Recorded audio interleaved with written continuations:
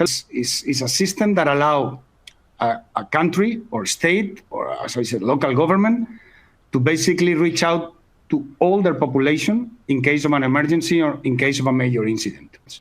So one is what you see on the top here, which is the component that is usually installed in the government premises. It can also be on the cloud, but it's usually a piece of software that is installed on the government. We call it front end.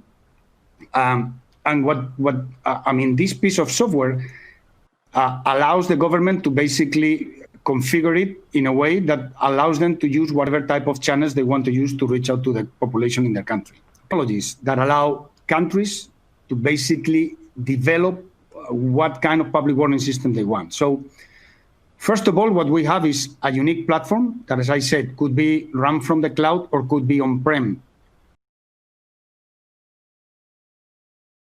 Well, in essence, a cell broadcast message is one message sent from one central position to many people in a certain geographical area.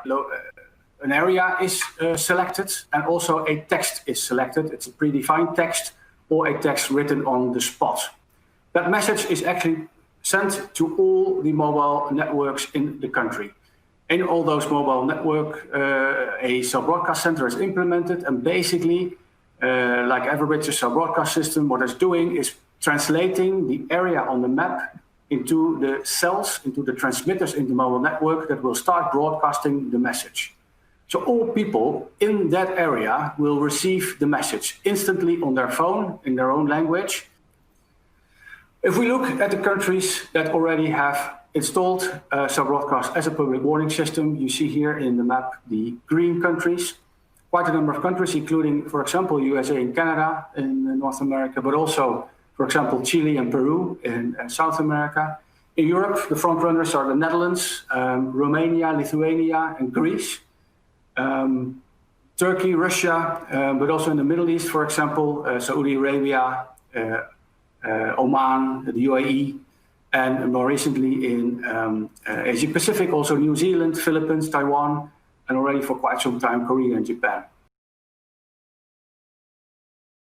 We would be sending out messages only when there is a significant risk to either life, health or property. There's no opt-out. The message is sent to all cell phones capable of receiving emergency alerts.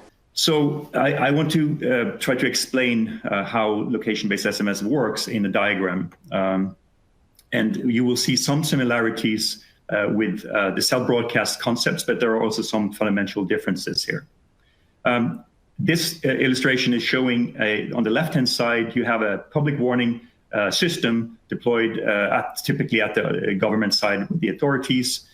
This is where you would define your alerting area, your geographical area you want to send out. If we look at some of the unique capabilities where we see that location-based SMS can extend cell broadcast and build on the capabilities of cell broadcast and add even further capabilities to the users. One is situational awareness. So this is all about knowing how many mobiles you have in an alert area, how many subscribers and citizens will you target with a particular alert. That could be, for instance, to get some rescue, to get help, or simply just to provide some feedback and information back to the authorities during an incident. The next one is post-event follow-up. This is can be also a very important capability. When you have an incident and you have alerted everyone within an area, you might want to stay in touch with this audience also after they have left the area of the critical event. Norway and Iceland has been using their systems extensively related to COVID-19.